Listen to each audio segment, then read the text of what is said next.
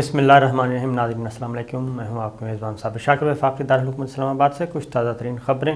اور خبروں کا تعلق پاکستان کی قومی سیاست سے ہے، اور اس وقت کافی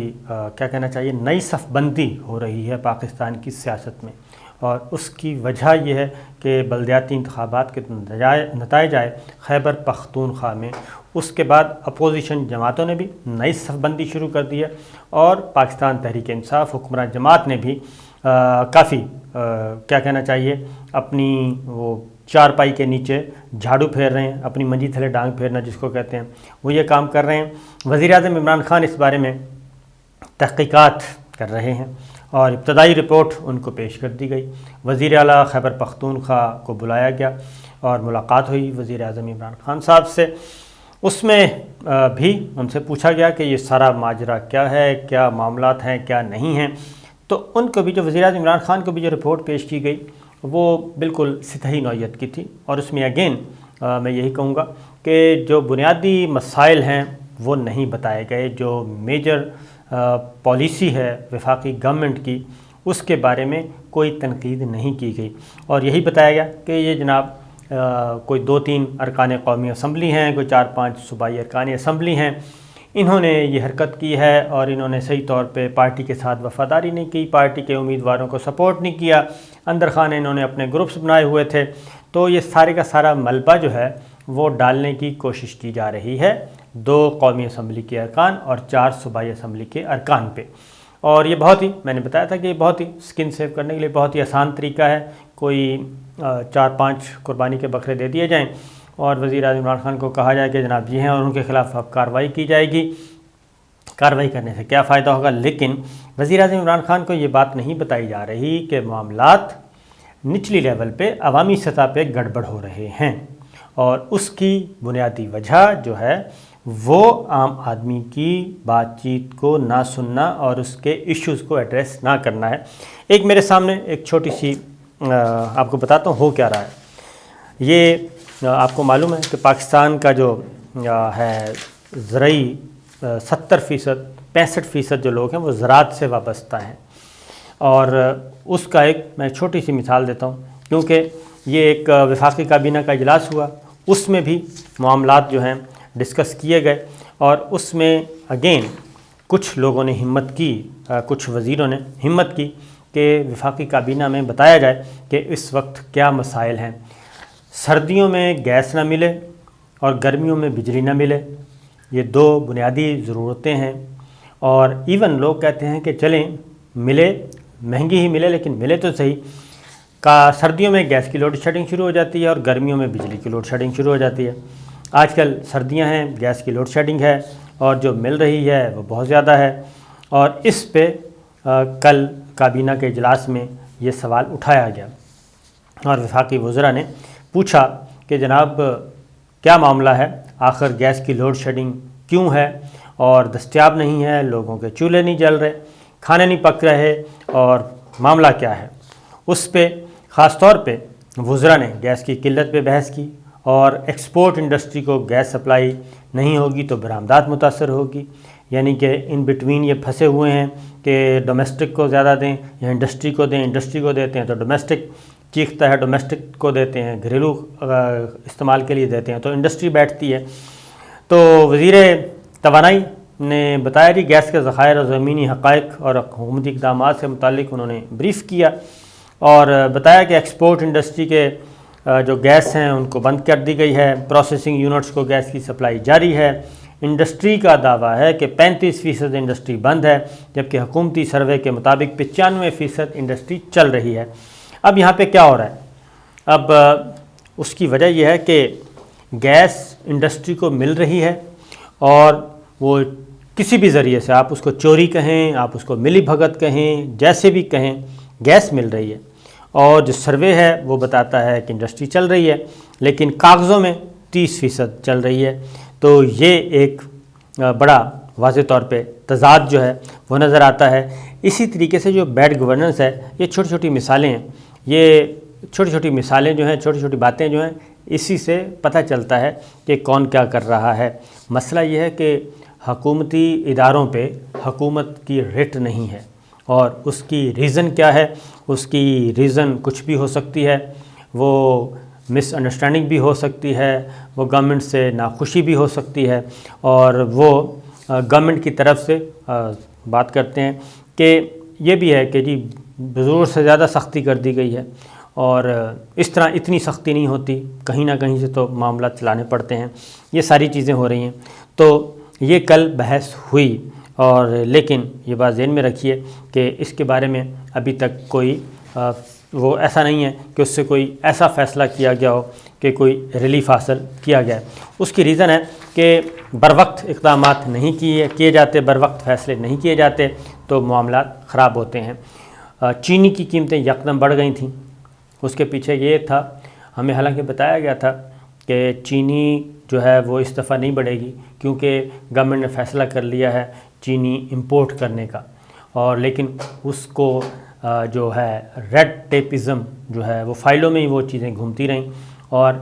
چینی آتے آتے مارکیٹ میں جو امپورٹڈ چینی تھی، جو کہ سستی گورنمنٹ نے سوچا تھا کنٹرول کر کے بیچیں گے، اس سے پہلے ہی شوگر ملز ایسوسی ایشن نے وہ کام کر دیا، جو کہ ہم سب نے دیکھا۔ اس کے بعد اب ایک اور ہے، کھاد کی قلت۔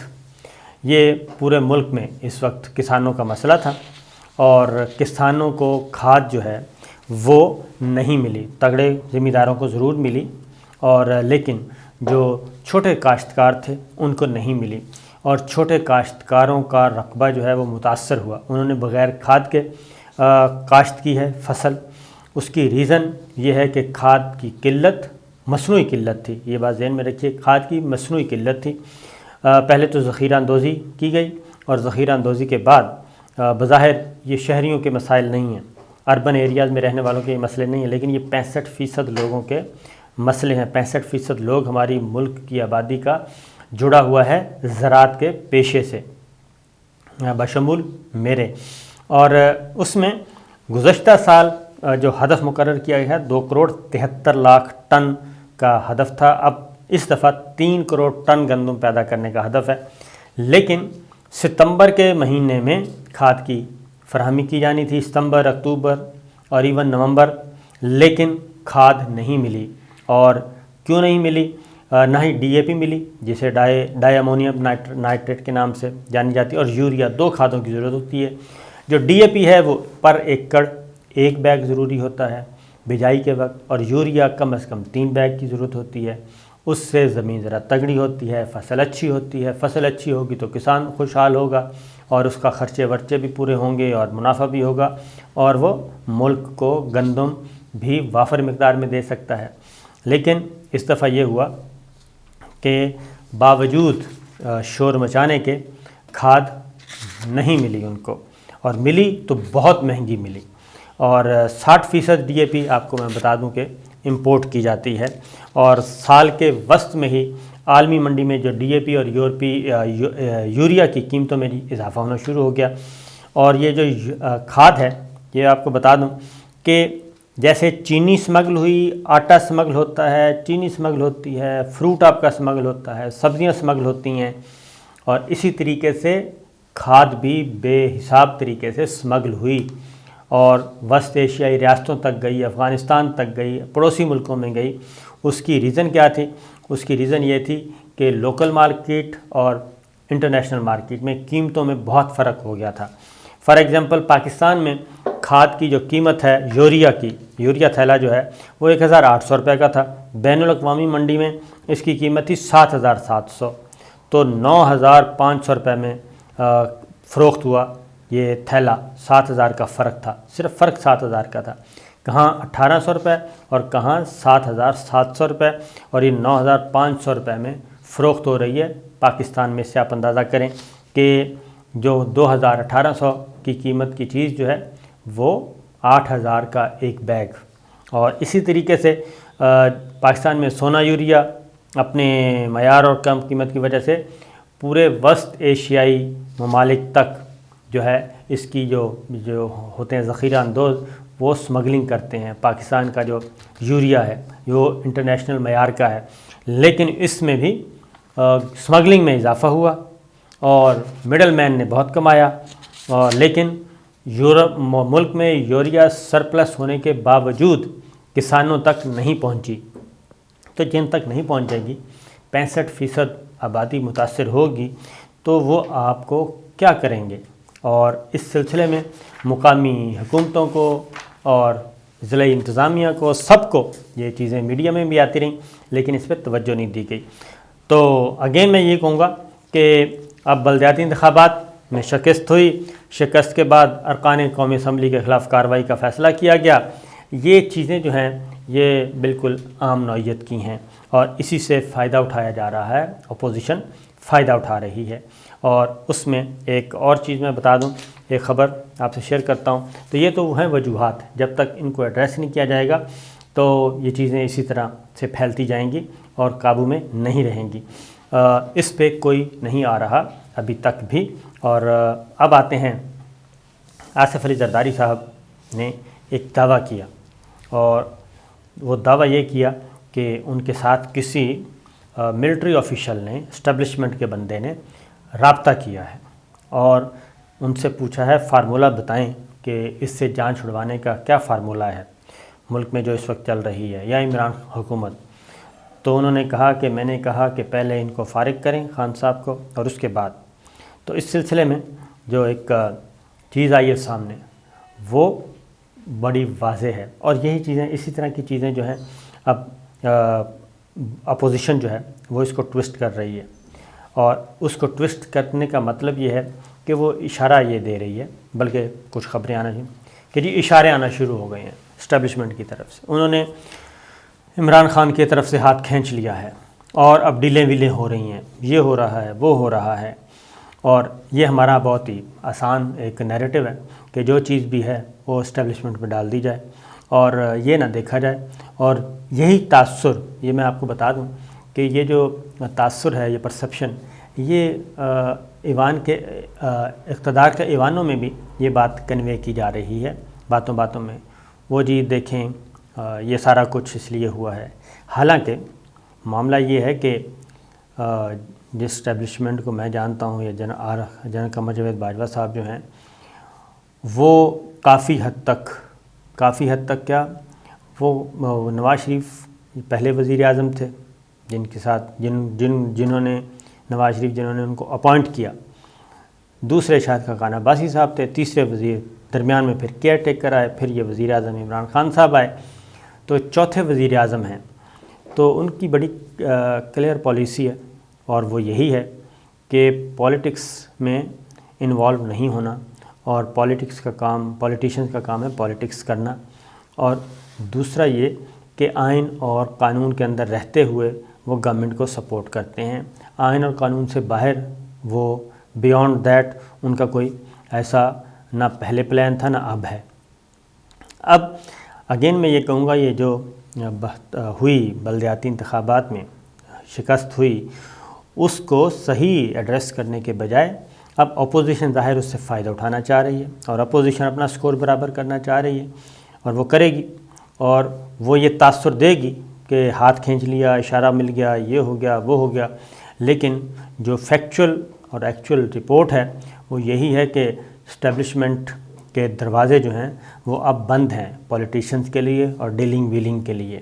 اور فی الحال وہاں پہ کسی قسم کا کوئی ونڈو کھلا نہیں ہے۔ اور اس لیے جو ملٹری اسٹیبلشمنٹ، ملٹری قیادت کے جو سورسز ہیں، وہ انہوں نے زرداری صاحب کو یہ کہا ہے کہ اس طرح کی غیر ذمہ دارانہ باتیں مت کریں، اور اگر کوئی آپ کے ساتھ کسی نے رابطہ کیا ہے تو وہ بتایا جائے کہ کس نے رابطہ کیا ہے۔ اس کی ریزن ہے کہ جنرل قمر جاوید باجوہ صاحب یہ واضح طور پہ کہہ چکے ہیں کہ پولیٹکس سے دور رہیں کوسوں وہ اور ان کے افسر، گورننس کو کیسے کرنا ہے، کیسے نہیں کرنا، ہم جو ہمارا آئینی کردار ہے ہم وہ ادا کرتے رہیں گے، جہاں ہماری ضرورت ہوگی ہم گورنمنٹ کو آئین اور قانون کے امبریلا کے نیچے رہ کے سپورٹ پرووائڈ کریں گے، جو کہ ہماری ذمہ داری ہے، آئینی اور قانونی ذمہ داری وہ ادا کریں گے۔ ہم کسی پلڑے میں اپنے آپ کو ڈالنے کی ضرورت نہیں ہے۔ یہ چیزیں بہت واضح ہیں، اور خاص طور پہ ایک تبدیلی ہونے کی وجہ سے اور بھی اس کو ہوا دینے کی کوشش کی جا رہی ہے، اور اس کو کہا جا رہا ہے کہ جی نئی ویو۔ تو اگر تو ان باتوں پہ، اور اس کا فائدہ اس کا نقصان صرف ایک ہی ہوگا، اور وہ ہوگا ملٹری اسٹیبلشمنٹ اور سیاسی قیادت کے درمیان فاصلے بڑھیں گے اس طرح کی خبروں پہ کان دھرنے کی وجہ سے۔ اور یہ ذہن میں رکھیے کہ آئندہ ایک اگلی بات یہ بھی بتا دوں کہ ایک حد تک تو آپ کسی کو سپورٹ کر سکتے ہیں، ایک حد سے زیادہ کسی کو بھی سپورٹ نہیں کر سکتے۔ تو یہ ہیں وہ چیزیں، جو ایشوز ہیں ان کو ایڈریس کرے گورنمنٹ، اور بجائے اس کے کہ اپوزیشن کے اسٹیٹمنٹس کو لے کے ان کو کیا کہنا چاہیے، ان کی بال کی کھال ادھیڑتے رہیں، اس سے کوئی فائدہ نہیں ہوگا۔ تو ملٹری اسٹیبلشمنٹ کا بھی بڑا واضح فرق ہے، واضح میسیج ہے کہ جناب وہ جانیں اور وہ جانیں، ہمارا اس سے کام نہیں ہے۔ وہی جواب جو نواز شریف صاحب کو دیا گیا تھا، وہی پالیسی جو نواز شریف صاحب کے وقت تھی جب پاناما آیا تھا، تو انہوں نے بڑے کلیئرلی بتا دیا تھا کہ یہ کام ہمارا نہیں ہے، یہ کام سپریم کورٹ کا ہے، اپنے آپ کو وہاں پہ جا کے کلیئر کریں۔ تو اب بھی یہی پالیسی ہے، کوئی پالیسی میں چینج نہیں آئی۔ تو جو اگر تو ایشوز کو ایڈریس کریں گے تو معاملہ بہتر ہو سکتے ہیں، اگر ایشوز کو ایڈریس نہیں کریں گے تو معاملات خراب ہوں گے۔ یہی ہے اب تک کی اطلاعات۔ اجازت دیجیے، اللہ حافظ۔